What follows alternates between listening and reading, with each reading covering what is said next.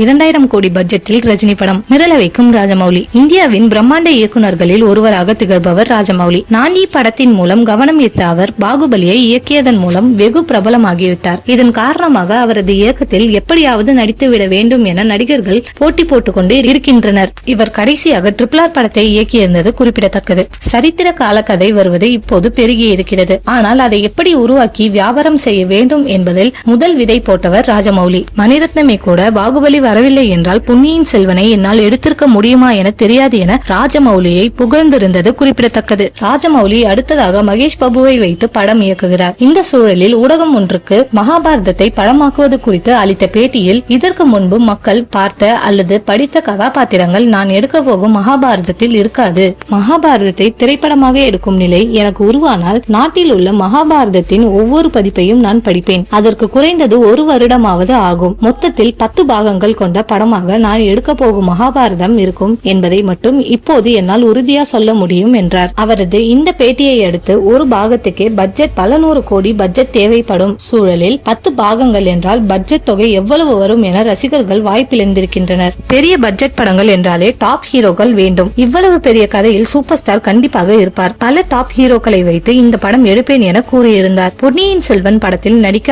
ஆர்வமாக இருந்ததை ஏற்கனவே ரஜினி கூறியிருந்தார். மகாபாரதம் உருவானால் கண்டிப்பாக சூப்பர் ஸ்டார் ரஜினி நடிப்பார்.